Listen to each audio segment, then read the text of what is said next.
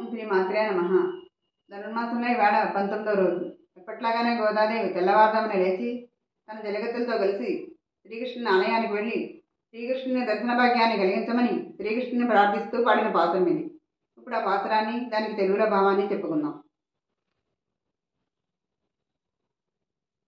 குத்து விளக்கெரிய போட்டுக்கால் கட்டில் மேல் மெத்தைன்ற பங்கசைனத்தின் மேலேறி கொத்தலர் பூங்குழல் நட்பின்னை கோங்கை மேல் வைத்து கிடந்த மலர் மார்பா வாய் திறவாய் மைத்தடன் கண்ணினாய் நீயுன் மணால்னை எத்தனை போதும் துயிலெல ஓட்டாய்கான் எத்தனை ஏலும் பிரிவாத்த గిల్లాయాల్ తత్వమన్రు తకవేలో రెంబావాయ్.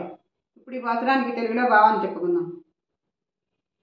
దీపమును చుట్టూను వెలుగుచుండగా ఏనుగు దంతములతో చేయబడిన కోళ్లుగల మంచంపై చల్లదనము, తెల్లదనము, మెత్తదనమును కలిగి ఎత్తైన విశాలమగు శయ్యపై అధిష్ఠించి గుత్తులు గుత్తులుగా పూచి వికసించిన పువ్వులను తలలో కేశపాశమున ముడుచుకొనిన నీలాదేవి యొక్క వక్షస్థలంపై పరుండి విశాల వక్షస్థలముతో విరాజులు. ఓ శ్రీకృష్ణ, ఒక్కమారు నోరు తెచ్చి మాట్లాడవయ్యా.